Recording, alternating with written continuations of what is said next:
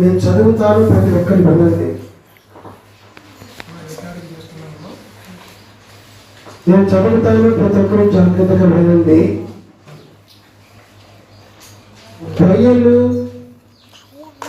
ఆయునందు హోమోనందు సొలొమోనుకు ఒక ద్రాక్ష వనము కలదు. అతను దానిని కాపులకిచ్చెను. దాని ఫలములకు ముచ్చుబడిగా ఒక్కొక్కడు 1000 రూపాయలు తేవలెను. ఆమేన్. ప్రభునందు దేవుని పిల్లలారా,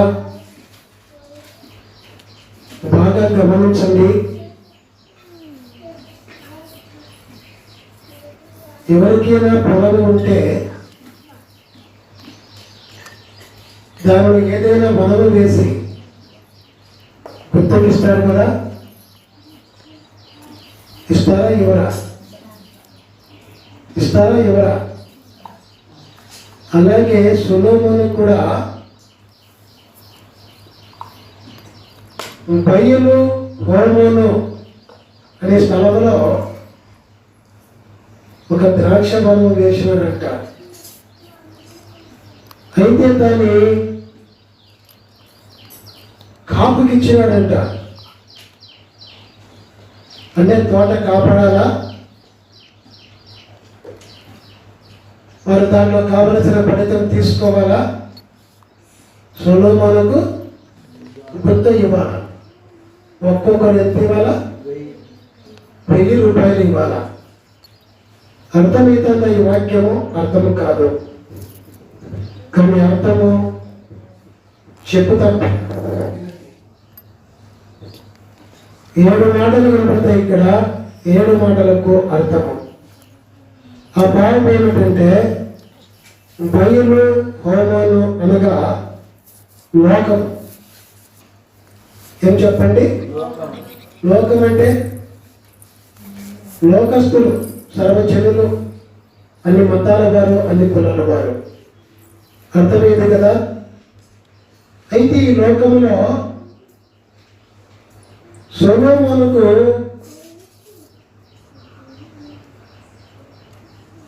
మరి అనే మాట ఇక్కడ కనబడుతుంది. సొలొమోను అనగా ప్రభువు. ఎవరు? ఈ వాక్యాన్ని బట్టి సొలొమోను అంటే సొలొమోను కాదు, కానీ సొలొమోను అనగా ప్రభువు. అర్థమైంది కదా? 3వ మాట మనం చూస్తే ద్రాక్ష వనం అనగా క్రైస్తవ సంఘము. 4వదిగా మనము చూసినట్లయితే ఆ కాపుకి ఇచ్చిందే కదా. ఆ కాపులు ఎవరంటే ఈరోజు సంఘాన్ని కాపాడే దైవ సేవకులు. 5వదిగా మనము చూస్తే ఫలములు అనగా మనుషుల్లో కనపడకుండా ఉన్న ఆత్మలు. ఎన్ని చెప్పండి? మనుషులు కాదు, ఫలములు అనగా ఆత్మలు.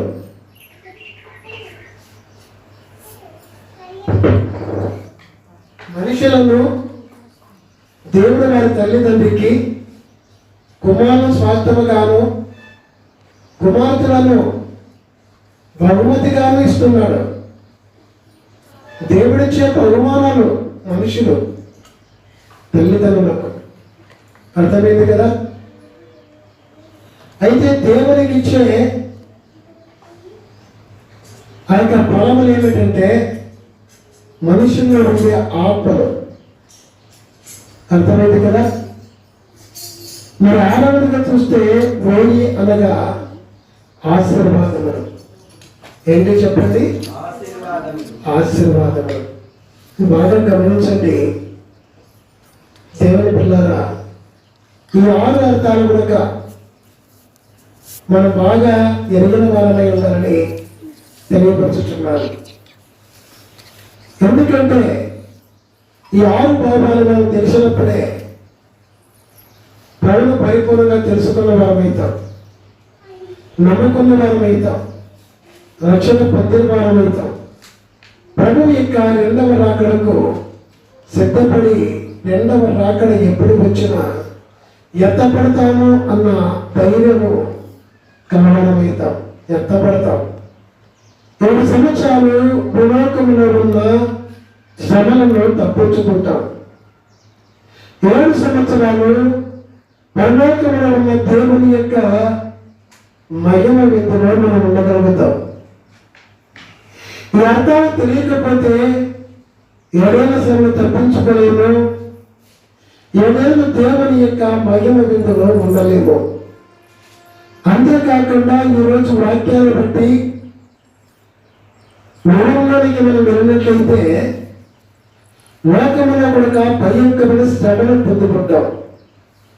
క్రీస్తు నమ్మినా సరే, క్రైస్తవ సంఘమైనా సరే, క్రీస్తు కుమారులుగా కుమార్తెలుగా ఈ వాక్యానికి అనుగుణంగా మనం బాగా తెలుసుకొని బ్రతకపోతే భయంకరమైన శ్రమను కూడా మనం పొందుకుంటామని ఈరోజు వాక్య వివరణలో మనము వింటాం.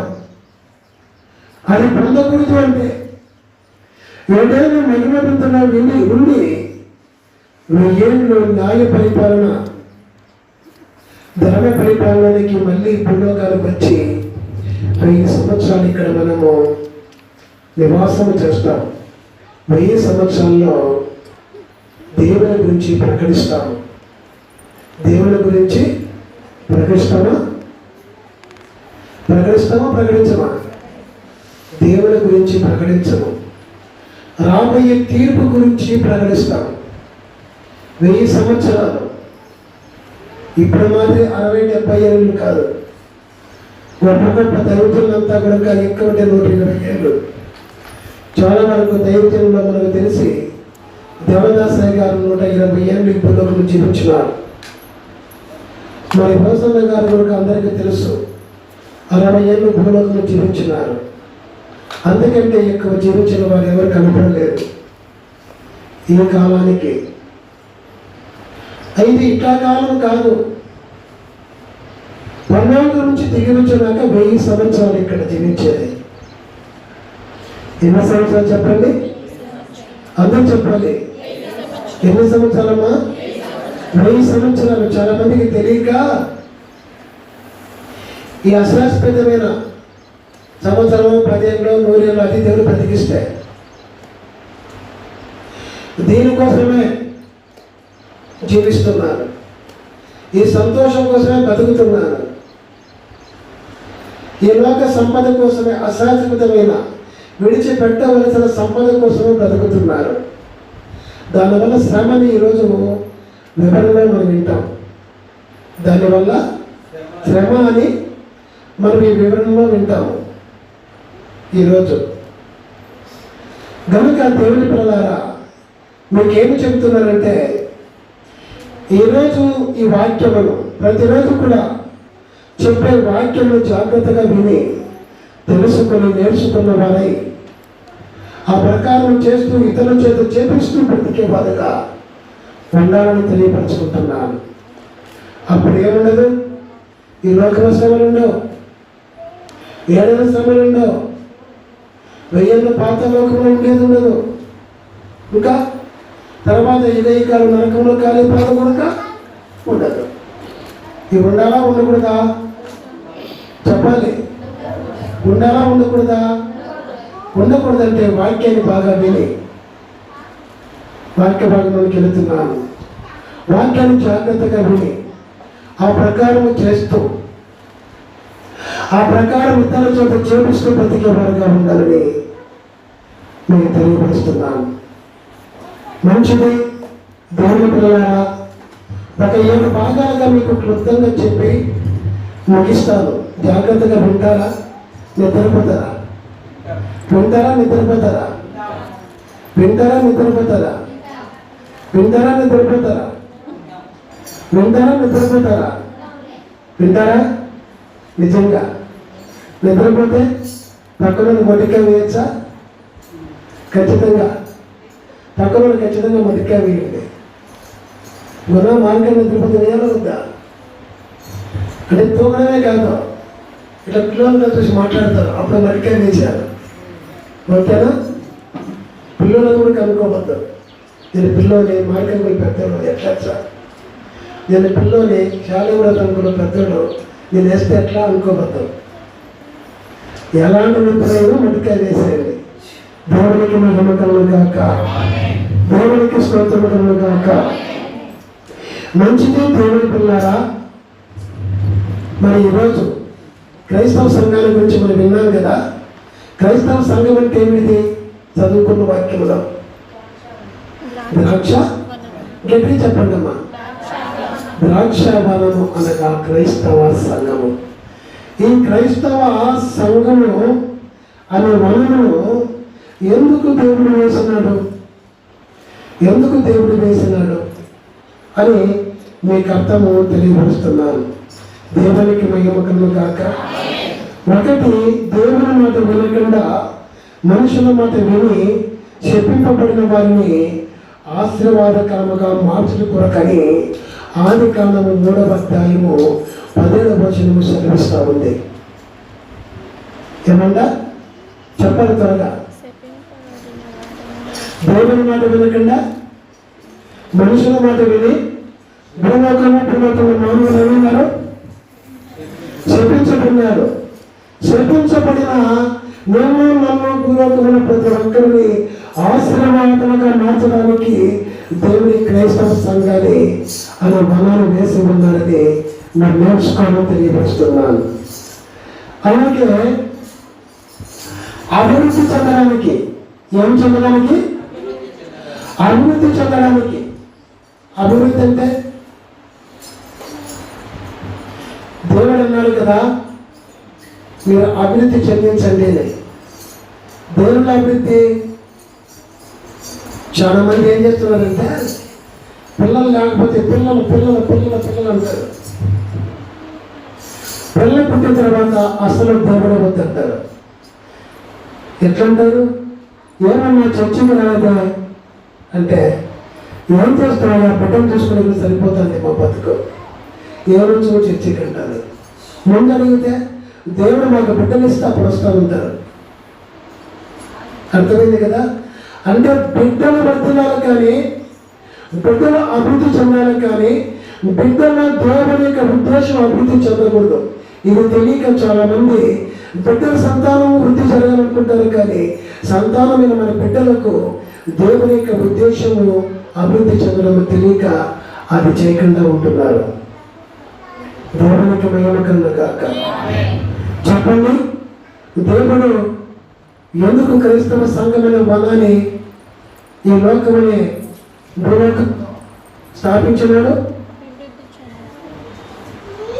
ఒకటి, శాపమును ఆశీర్వాదంగా మార్చడానికి. 2, ఫిలిప్పీయులకు రాసిన పత్రిక 2వ అధ్యాయము 9-11 వచనం చూస్తే ఏముంటుందంటే, మరి యేసు ప్రభువు వారి ఎదురుగా ప్రతి ఒక్కరికి నామమున ప్రతి మోకాలు వంగాల్సిందే. ప్రతి మోకాలు అంటే అభివృద్ధి అంతేనా? అభివృద్ధి చెందడమా అంతేనా? ప్రతి మోకాలు అంటే అభివృద్ధి చెందడము. అర్థమైంది కదా. మరి చెందుతుందా? అభివృద్ధి చెందుతుందా నీ కుటుంబము? నీకనికేనా? నేను భార్య బిడ్డలు కూడా యేసుక్రీస్తు నామములో మోకరించి అభివృద్ధి నీలో జరుగుతుందా? ఆలోచించండి. జరుగుతుందా? నీ బిడ్డలు మోకరిస్తున్నారా? నీ భార్య మోకరిస్తుందా? నీ భర్త మోకరిస్తున్నాడా? అంటే అభివృద్ధి జరగలేదు. కారణము, దేవుడు అభివృద్ధి జరిగించడానికే ఈ సంఘాన్ని స్థాపించున్నాడు అనేది తెలియదు. ఈరోజు తెలుసుకున్నావా లేదా?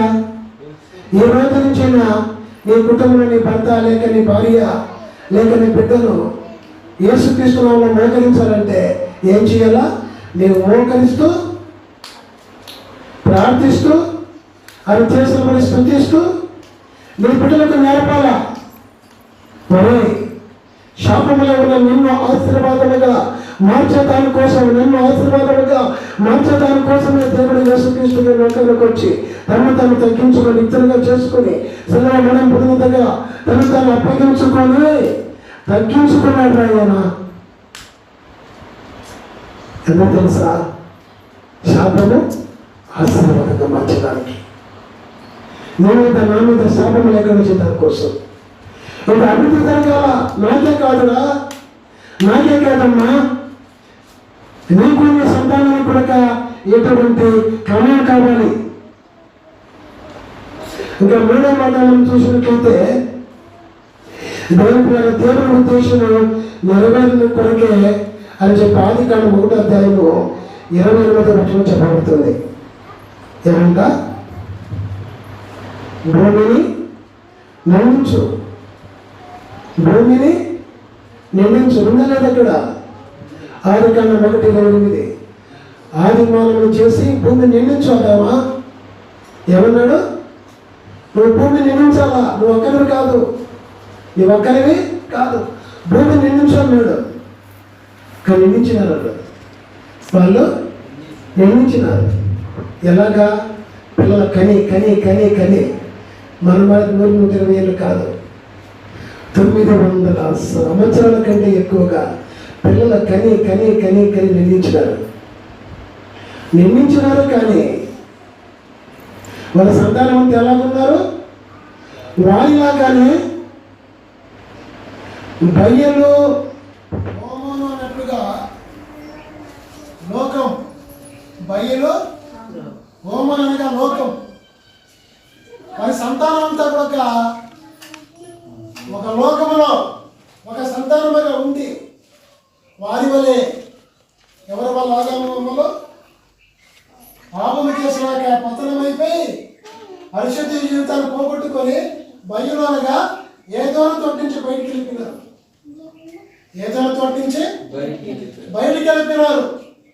బయటికి వెళ్ళిపోయిన ప్రతి ఒక్కరు కూడా ఏమైనారు? నోవహు కాలంలో పాపం చేత చచ్చిపోయినారు. అంతేకాదు, పాపానికి ఉత్తు జీతము మరణమని రోమపత్రిక 6వ అధ్యాయము 23వ వచనంలో చెప్పినట్లుగా, అయితే దేవుని యొక్క కృపా సంకల్పము యేసుక్రీస్తునందు నిత్య జీవము. దేవునికి మహిమ కలుగును. ఆమేన్. ఇప్పుడు చెప్పండి, దేవుడు ఏ మానవులైతే ఎప్పటికీ చావు లేకుండా బ్రతకాలనుకున్నాడో, పాపము చేసి ఏదో తోటని ఆ మనం నుండి వెలివేయబడి ఏదో తోట చాలా మంది పరదేశం అంటారు. ఆ పరదేశకు వెళ్ళాక చనిపోయే పాతాళలోకానికి వెళ్ళి నరకంలో కాలిపోతున్నారు. మనందరినీ కూడా పరదేశకు తీసుకోవాలని దేవుడు ఈ భూలోకానికి యేసుక్రీస్తును వచ్చి అభివృద్ధి చెందించినాడు. దేవుని యొక్క మాట నెరవేరుస్తున్నాడు. ఈరోజు ఆత్మీయతలో అభివృద్ధి కలుగుతా ఉంది. దేవునికి మహిమ కలుగుతాడు. దేవునికి స్తోత్రం. చెప్పండి, దేవుడు క్రైస్తవ సంఘమునే ఇవ్వాలని ఈ భూలోకంలో ఎందుకు వేసినాడు? చనిపోయే వారిని విడిపించి అభివృద్ధి చెందించాలా. ఎప్పటికీ బ్రతికే నిత్య జీవం, దేంట్లో నిత్య జీవం జీవించడానికి విధేయతలో అభివృద్ధి చెందించాలి. పరిశుద్ధంగా బ్రతికే దాంట్లో అభివృద్ధి చెందించాలి. పరిశుద్ధపరిచే వాక్యాన్ని వినే దాంట్లో అభివృద్ధి చెందించాలి. ఆ వాక్యం విని ఆ ప్రకారం చేతిలో అభివృద్ధి జరిగించాలా. అందుకొరకే దేవుడు యేసుక్రీస్తుగా వచ్చి క్రైస్తవ సంఘాన్ని స్థాపించి ఉన్నాడు. దేవునికి మహిమ కలుగుగాక. ఆమేన్. రెండవదిగా చూస్తే, రెండవ భాగంగా మనము చూస్తే క్రైస్తవ సంఘము ఎలాగా విస్తరింప చేసినాడు? దేవుడు ఎలాగ విస్తరింప చేసినాడు అనేది మనకి ఈరోజు వాక్య భాగంలో మనం ధ్యానం చేయవలసిన భాగంలో ఒకటైతే, ఎందుకు క్రైస్తవ సంఘాన్ని స్థాపించినాడంటే అభివృద్ధి జరిగించడం కొరకు. ఎలాగా అభివృద్ధి జరిగించాలనుకున్నాడు దేవుడు? రెండో భాగం ఏంటి? యెషయా గ్రంథం, కీర్తన గ్రంథం 80వ అధ్యాయము 9-11 వచనాలు చదవండి. అక్కడ ఉంటుంది, దానికి తగిన స్థలం యేసుక్రీస్తుగా ఈ లోకానికి రాకముందే ఎలాగా అభివృద్ధి చెందించాలనుకున్నాడంటే అర్థమవుతుందా? ఎలాగా అభివృద్ధి చెందించాలనుకుని చదవమ్మా. దానికి తగిన స్థలము సిద్ధపరిచితివి. దానికి తగిన స్థలము సిద్ధపరిచితివి. దాని వేరు లోతుగా పారి అది దేశమంతటా వ్యాపించెను. అది దేశమంతటా వ్యాపించుతుంది అన్నాడు దేవుడు. ముందే రాయించినాడు. క్రైస్తవ సంఘమైన వనము స్థాపించక తలకే. ఇప్పుడు పోయమ్మా ఆ పాప ఎవరు బయట ఆ శాలముకు పోయి మట్టికాయ ఎందుకు వచ్చిందో ఆయన మట్టికాయ వేస్తే ఆమె తెలిసింది. దేవునికి మహిమ కలుగుగాక. నువ్వు వేయకపోతే నీకు వేయిస్తాయి సరే పక్కన లెక్క చేశాను. దేవునికి స్తోత్రం కలుగుగాక. దేవునికి మహిమ కలుగుగాక. ఎందుకు చెప్పండి మట్టికాయ? నీ వేరు నీ విశ్వాసం వేరు అడిగినానా లోతుగా వెళితే నీ కుటుంబం ఏమవుతుంది? వెయ్యి మట్టికాయ దేవునికి మహిమ. ఎందుకు మడికాయ వేయాలా? నీ వేరు విశ్వాసమే వేరు లోతుగా వెళ్ళాలి. లోతుగా చదువుతుంది చదువు. దాని మీద అమ్మా లోతుగా వెళ్ళి లోతుగా పారి అది దేశమంతటా వ్యాపించెను. అది దేశమంతటా వ్యాపించాలా? నీ ప్రఖ్యాతి, నీ గొప్పతనం నీ కుటుంబంలోనే కాదు, నీ విశ్వాసం దేశమంతటా వ్యాపించాలా? దేవునికి నీ సంఘం దేశమంతటా వ్యాపించాలా? అందుకే దేవుడు ఈ యొక్క క్రైస్తవ సంఘాన్ని దేవుని పిల్లగా విస్తరింపచేయడం కొరకు స్థాపించినాడు. మరి ఎలాగ విస్తరింపచేస్తాడు అంటే దేశమంతటా విస్తరించాలంట. ఏమంటే క్రైస్తవ సంఘం విస్తరించిందా లేదా? విస్తరించిందా లేదా? ఎప్పుడు చెప్పాడు ఈ మాట? యేసుక్రీస్తుగా ఈ లోకానికి రాకముందే ఆయన వరం వేయకముందే 700 సంవత్సరాలకు ఇంచుమించుగా 700 సంవత్సరాలకు ఈ మాట చెప్పాడు. విస్తరించిందా లేదా? చెప్పాలి. సంఘం విస్తరించింది కానీ సంఘంలో ఉన్న నీలో విశ్వాసం విస్తరించిందా? నీ జీవితం విస్తరించిందా? విధేయత విస్తరించిందా? ఆ ప్రకారం చేసే జీవితం విస్తరించిందా? దేశంలో గడిపే జీవితం విస్తరించిందా? పరిశుద్ధత విస్తరించిందా? ఒక్కసారి చేసుకో. ఆయన చెప్పినట్టు సంఘం అయితే విస్తరించింది. సంఘాలలో ఆ ఇష్టము జరిగించడంలో విస్తరణ జరుగుతూ ఉందా? లేదు. ఈ రోజు జరగడం లేదా? తర్వాత దాని మీద కొండలను కప్పెను. దాని మీద కొండలను కప్పెను. దాని తీగలు దేవుని దేవదారు వృక్షముల ఆవరించెను. దేవదారు వృక్షాలు అంటే పోయిన వారం మనం వాక్యం విన్నాము. ఎలాంటి? చాలా బలమైనవి, నున్నమైనవి, చాలా ఎత్తైనవి, చాలా బలమైనవి. అయితే దాని కూడా కప్పేసినాయి. దాన్ని కూడా కప్పేసింది ఈరోజు క్రైస్తవ సంఘము.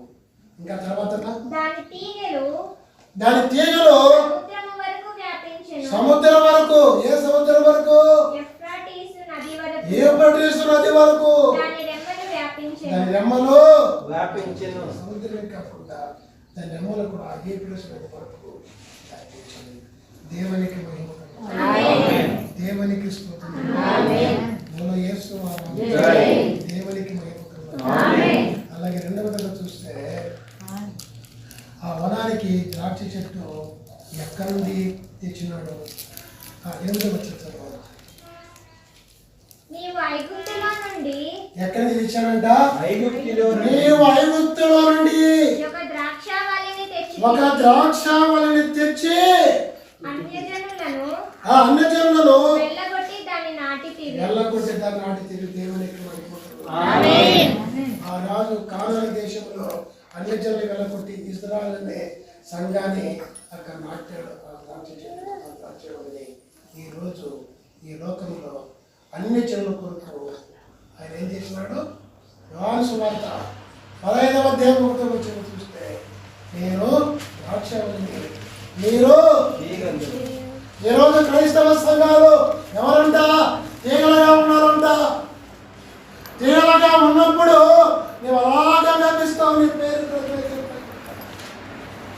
నీ సంసార అభివృద్ధి కూడా అలాగే అభివృద్ధి జరుగుతుంది. అది లేకుండా ఇష్టం ప్రకారం చేస్తే ఏడేసిన పొంగలి ఆనే సంధ్యాకాలం జన్మ ఇక్కడ వ్యాపారం చేసుకుంటారు. వ్యాపారం నుంచి అభివృద్ధి చెందిన ఇక్కడికి వచ్చిన ఇక్కడి నుంచి ఈరోజు ప్రపంచమంతా నా పేరు మధ్య వరకు ఆయా దేశంలో కూడా ప్రార్థన చేయించుకొని దేవుడు బాగా చేస్తే ఆ పేరు కొంతవరకైనా ఆయా దేశాలు చెప్పవచ్చు. అక్కడే ఉండి అక్కడే ఆచరణ చేసుకుంటే నా పేరు విస్తరించేదా? ఈరోజు ఎవరికి ఇచ్చేదా?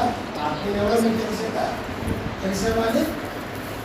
అలాగే మీరు కూడా ఎక్కడ ఉండేవాళ్ళు అక్కడనే అన్నట్టుగా కాకుండా మీ పేరు ఎక్కడికి వెళ్ళాలా?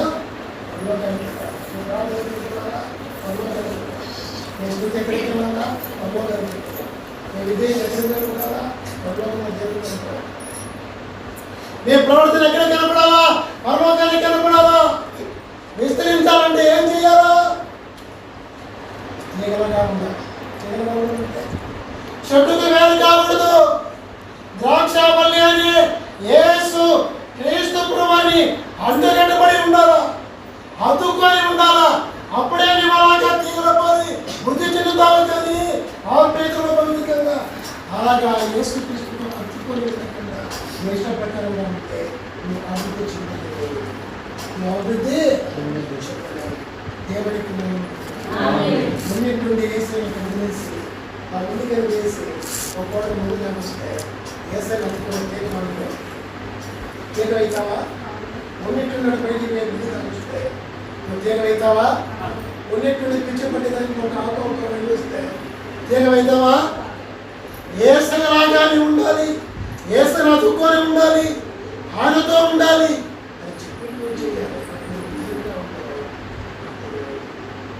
ఎంతవరకైనా దేవునికి దేవునికి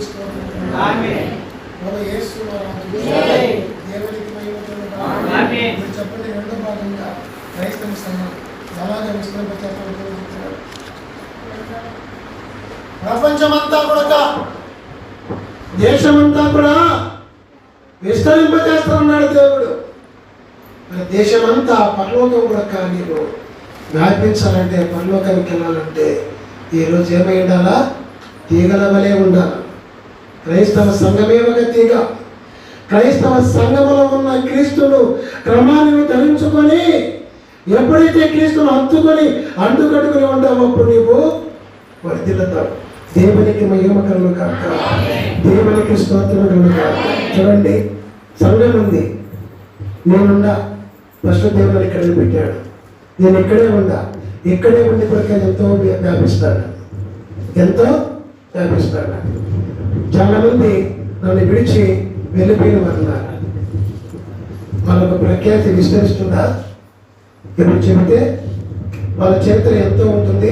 ఎన్నో తప్పులు కనబడతాయి, ఎన్నో తప్పులు కనబడతాయి. కనబడవా? కనబడతాయి. విస్తరిస్తుందా ఆత్మీయ జీవితము? ఆత్మీయ జీవితం విస్తరిస్తుందా? 2 వారాలప్పుడు ఒక ఆయన గురించి ఇక్కడ నేను ఏం చెప్పినా గుర్తుందా? నా తర్వాత ఆయనే ఇన్ఛార్జ్. నేను లేనప్పుడు ఆయన చెప్పుతాను, నువ్వు సంఘమంతా వినాలి అన్నాను. గుర్తుందా? కానీ నిన్న సోమవారం అనుకుంటా, సోమవారమే కదా,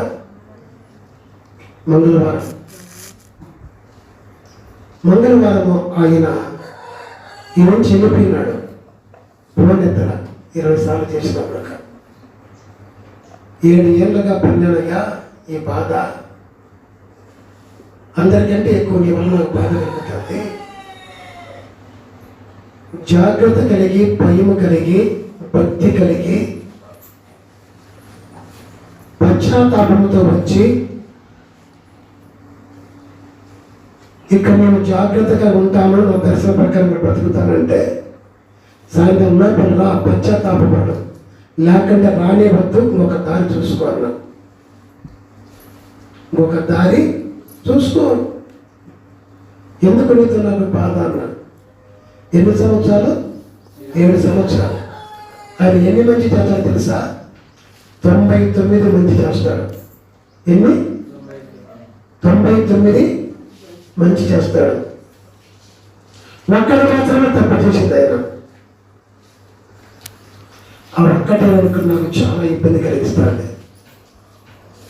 100కు 100 తప్పులు చేసే వరకు ఉండాలి సంఘంలో. వారి వల్ల నాకు బాధ లేదు. 100కు 100 తప్పులు చేసినా వారి వల్ల నాకు బాధ ఉండదు. ఎందుకు? చెప్పినాం, ఒకే ప్రసారానికి ఎత్తించినాం, విడిచిపెడతాం. వాళ్ళ వల్ల నాకు బాధ కలగదు. ఆయన ఒక్క తప్పు చేసినా కూడా ఆ ఒక్క తప్పు వల్ల నాకు చాలా ఇబ్బంది కలుగుతుంది. ఎందుకు తెలుసా? నేను ఎవరి గురించి చెప్పినానమాట, ఇతనే నా తర్వాత ఇన్ఛార్జ్, నేను లేనప్పుడు ఇతని మాట మీరు వినండి. ఇది ఎవరి మాట? దేవుడు చెప్పిన మాటగా లేదు. దేవుడు చెప్పిన మాటగా లేదు. ఇతనే నా కుమారుడు, ఇతని ఎందుకు ఆనందించుతున్నాను, ఇతని మాట మీరు వినండి. ఎవరు చెప్పినారు? యోహాను బాప్తిజం వచ్చినప్పుడు యేసుప్రభువు వారి బాప్తిజం పొందిన ప్రకారం ప్రజలందరికీ చెప్పినాడు. ఎవరు? దేవుడు. మీరు దేవుని మాట అంత గొప్ప మాట ఆయనకి ఇస్తే, అంత గొప్ప స్థలంలో ఆయనకి ఇస్తే, ప్రియ కుమారుడిగా ఉండాలా, బాధించే కుమారుడిగా ఉండాలా? మరి 100 తప్పులు చేస్తున్న వారి వల్ల నాకు బాధ లేదు, ఒక తప్పు చేసిన బాధ. ఎందుకు తెలుసా? రోజు పరిచయం చేస్తున్నాడు. మధ్యాహ్నం భోజనము ఇక్కడ 10-20 మందికి. అంత ఆ రోజు ఉన్నట్లు వెళ్ళిపోయినాడు. దయచేసి మర్చిపోవడం అని చెప్పి 20 సార్లు చేసిన. ఆ టైంలో లేడు. ఇప్పుడు ఏం చేయాలి? ఆ పరిచర్య ఆయన లేకుండా ఎవరి కోరిక అప్పచెప్పేవాళ్ళం. అవరందరూ కాదంటారా? ఆయన లేను, నేను ఉండనంటే ఎవరికైనా చెప్తాం. ఆయన స్థానంలో ఒకరు చేస్తారు. ఇప్పుడు ఎవరికి చెప్పాలి? నేనే చేయలేను. ఎవరు చెప్పాలా? ఎక్కువ ఇబ్బందే కాదా?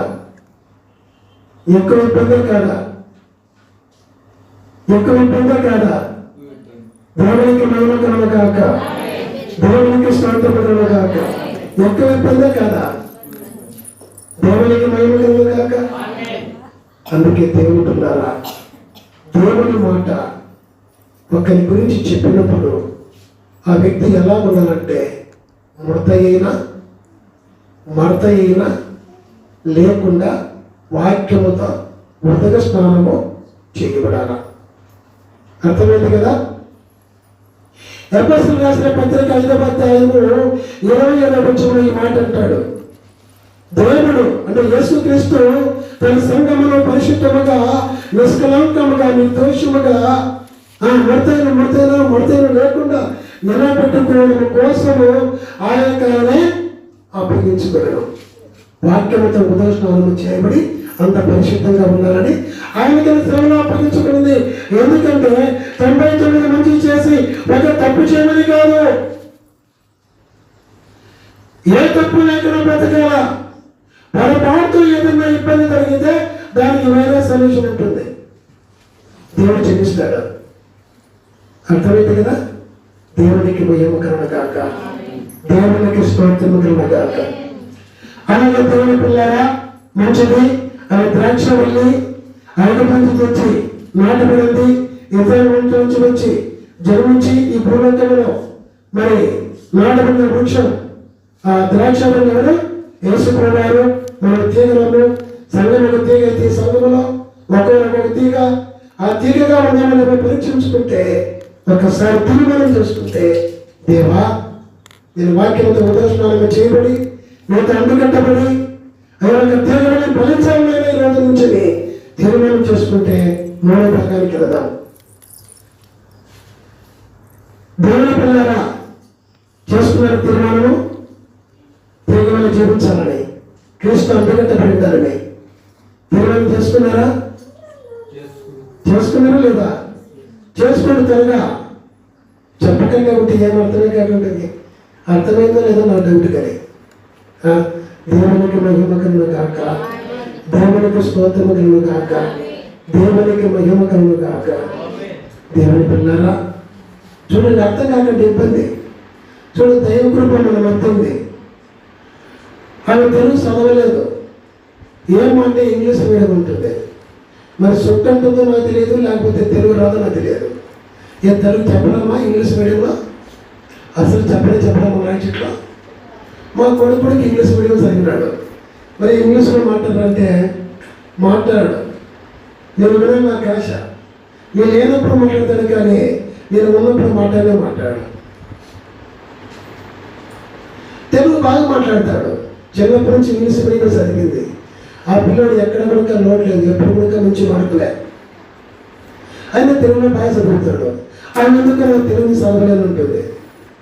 చూడు, ఒక్కటే 3 వాక్యాలు చదివింది ఈరోజు ఆయన అరుణమ్మ. ఇక్కడ ఇంగ్లీష్ మీడియం చదివిన లేరా ఇంకేరే వాళ్ళు? నువ్వు ఇంగ్లీష్ మీడియం తెలుగు మీడియమమ్మా? English medium. తెలుగు చదువుతావమ్మా? నువ్వు ఇంగ్లీష్ మీడియం తెలుగు మీడియమమ్మా? English medium. తెలుగు చదువుతావమ్మా? మరి ఆమె ఎందుకు చదవలేదు అంటే, అమ్మా ఏమన్నా ఫార్మల్ కండిషన్లో చదివింటే నాకు తెలుగు రాదంటే ప్రభాలే. పోనీ తెలుగు చెప్పకుండా, ఇళ్ళకి రాకుండా, అమ్మనైతే మాట్లాడకుండా, అక్కడే సంవత్సరాలు ఉండి, ఏదో సంవత్సరానికి ఒకరోజు ఉండేది ఇక్కడికి వచ్చి అమ్మనైతే గడిపి తెలుగు రాక ఇబ్బంది పడి త్వరగా స్కూల్కి వెళ్ళి అక్కడ చదువుకునే వాళ్ళు ఉంటే తెలుగు రాదన్నా పర్వాలే. నాకెందుకో ఈ చిత్రం అవుతుంది. ఈ చిత్రం అంటారా కాదంటారా? స్కూల్లో చదివేది అప్పాలు ఎన్ని గంటలు? 6 లేక 7 గంటలే కదా. టీచర్తో గడిపేది. అక్కడ ఇంగ్లీష్ మరి టీచర్తో గడుపుతాం అనుకుందాం. ఇంటికాడ అమ్మానైతే ఎన్ని గంటలు గడుపుతాం? 8 గంటలు తీసిన కూడా 16 గంటలు అమ్మానైతే గడుపుతాను కదా. మరి తెలుగు ఎందుకు రాదు? ఎందుకు ఈ మాట చెప్తున్నానంటే, ఆమె కోసం చెప్పే మాట కాదు. ఇక్కడ చెప్పేది వినకపోతే ఎవరైనా సరే, ఇక్కడ చెప్పేది వినకపోతే తిరిగి చెప్పలేరు, వింటే చెప్పగలుగుతారు. దేవునికి మహిమ కలుగును గాక. బైబిల్ చదవలేము తెలుగులో అంటే బైబిల్ చదవలేదు అని అర్థం. బైబిల్ చదవలేదు అని అర్థం. తేజస్పడింది, ఆమె 10th క్లాస్ బాగా పాస్ అయింది. ఆమె చదవలే ఉంది లెక్క. ఎందుకు చదవలేదు? నేర్చుకుంటే చదువుతుంది. రోజు చదివితే అలవాటైతే చదువుతుంది. అలాగే మన రాజనాయకన్న నీలాలతో ముగించిన పెట్టింది. ఆమె కూడా డిగ్రీ చదువుతుంది. ఇప్పుడు డిగ్రీనే కదమ్మా. ఆమె కూడా బైబిల్ చదవలే. ఎందుకు చదవలే? ఆమె గురించి చెప్పాలంటే ఒక మాట చెప్పచ్చు. అమ్మ నాయన కంటే ఎక్కువగా కాలేజీలో గడుపుతుంది కాబట్టి ఒకవేళ తెలుగు రాదంటే నమ్ముతా, కొంతవరకు ఒత్తిడి రాలేదంటే. అమ్మ నాయనతో గడిపితే ప్రతి ఒక్కరు కూడా తెలుగు రాదంటే నేను ఒప్పుకోను. అలాగే నువ్వు చెప్పింది మీరు వింటున్నారంటే వింటున్నామంటారు. నేను చెప్పింది మళ్ళా జవాబు అడిగితే మీరు చెప్పలేదంటే మీరు వినలేదు అని అర్థం. అర్థమైంది కదా? దేవునికి మహిమ కలుగును గాక, దేవునికి స్తోత్రం కలుగును గాక. ప్రభునందు దేవుని పిల్లారా, 3వదిగా చూడండి, ఎలాగ వేషాలని చెప్తున్నాం. క్రైస్తవ సంఘంలో వినాలి. యేసు ప్రభువు ఎలాగ వేసినాడు చెప్పాలి. ఎలాగ వేసినాడు?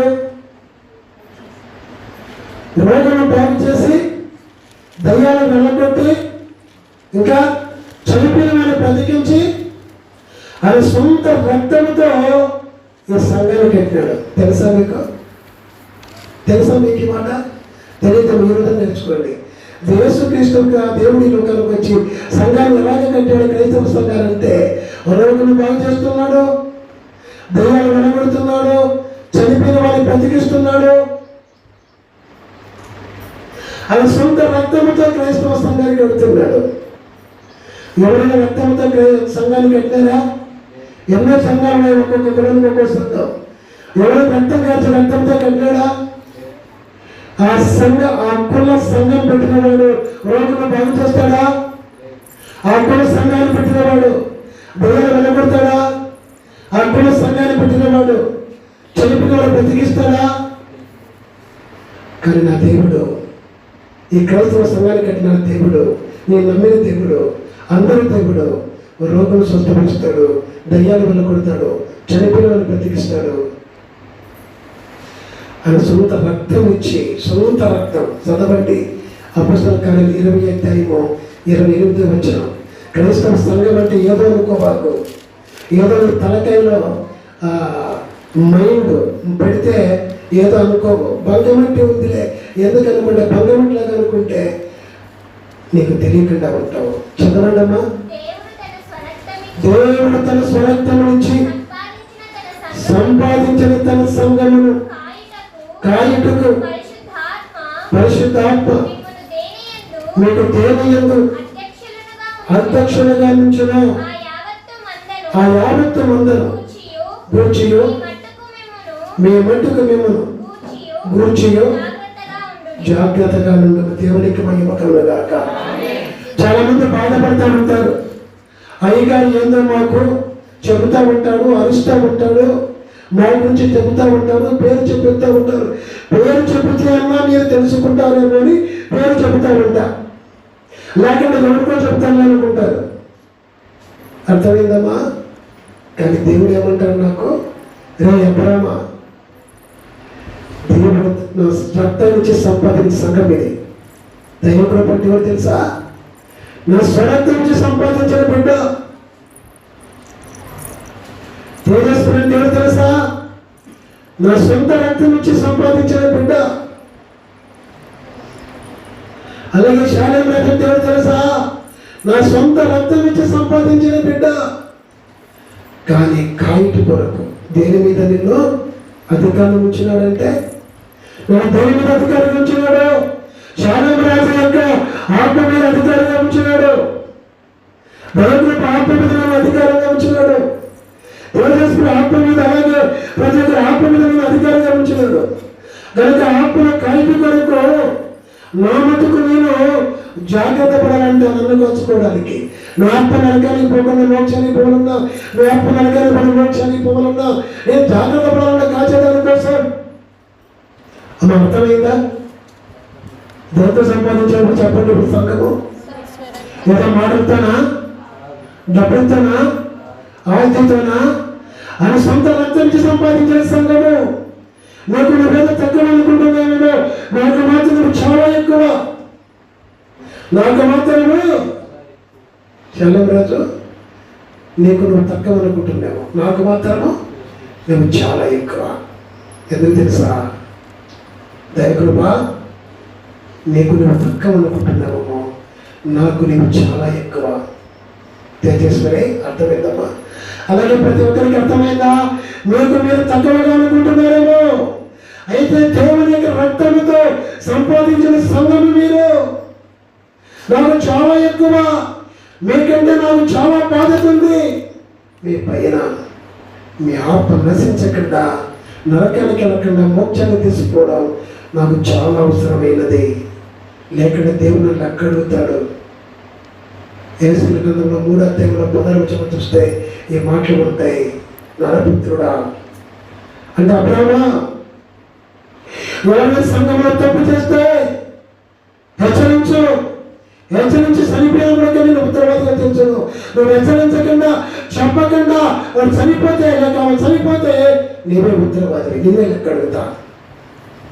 ఎందుకు? చనిపోయే రక్తం కాచి చనిపోయి తిరిగి లేచి ఈ రోజు నిన్ను నన్ను ఇక్కడికి రప్పించి నిత్య జీవించిన కొరకు నిన్ను పొంగాడే రక్తంతో. అర్థమైందా? ఆ రక్తం లేకుండా ఎవరుంటారు? ఆ రక్తంతో నా పాపాలు కడగకపోతే నేను ఎందుకు ఏసయ్య నమ్ముతా? ఎందుకు ఏసయ్య గురించి చెబుతా? రక్తం లేకపోతే ఆ రక్తం ఉంది కాబట్టి దేవుడు కడగబడిన తర్వాత ఇక్కడ ఉంచి నా రక్తాన్ని గురించి చెప్పరా అన్నాడు. నేను చెప్తాడా? నువ్వు వింటాడువా? చెప్పాడు గట్టిగా, వింటాడురా? మీరు ఏసయ్య రక్తంతో కడగబడిన సంఘమేనా? నమ్ముతున్నారా?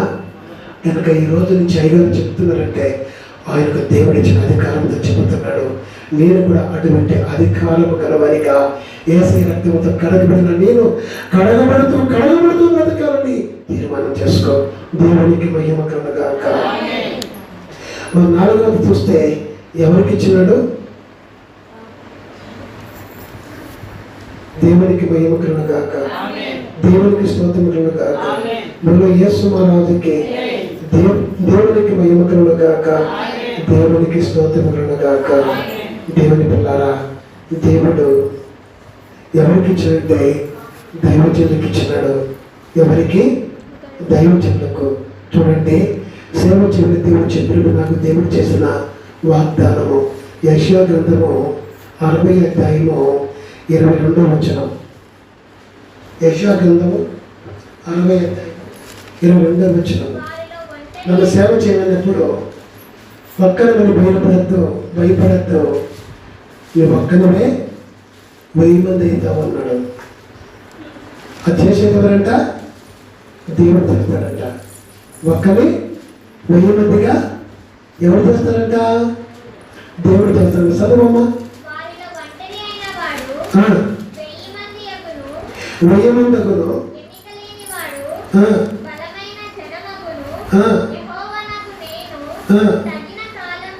తగిన కాలమున ఈ కార్యము దేవునికి మహిమ కలుగుగాక. తగిన కాలములో ఆయన చేయబోతున్నాడు. నన్ను ఒక్కడే నన్ను 1000 మంది అంటే సంఘం 1000 మంది కాదు, నిన్ను ఒక్కొక్కరి ద్వారా 1000 మంది చేయబోతున్నాడు దేవుడు. ఎందుకు చేయాలి? శరీర మేల కోసమా? శరీర మేల కోసమైతే ఒక్కొక్కరికి కొన్ని గంటలు ప్రార్థన చేసి బ్రతికించుకున్న వారు ఉన్నారు ఇక్కడ. కొన్ని గంటలు ఒక్కొక్కరు చేస్తే ఒక రోజుకి ఎన్ని గంటలు మోకరిస్తా? ఎంతమంది చేస్తా? ఈరోజు సంఘాన్ని విడిచిన వారు కొందరు ఉన్నారు. వాళ్ళ కొరకు కొన్ని గంటలు కాదు, కొన్ని రోజులే మరి త్యాగం చేసి ప్రార్థించే రోజులు ఉన్నాయి. 1000 మంది కోసం అయితే నేను ప్రార్థన చేయాలంటే శారీరకంగా రోగాలు వస్తే, కష్టాలు వస్తే, బాధలు వస్తే, దయ్యాలు వస్తే ఒక్కొక్కరికి రోజంతా ప్రార్థన చేస్తే 1000 మందికి ఎలాగ చేయాలి? రోజుకి ఎంతమంది చేస్తానా? చేయలేను.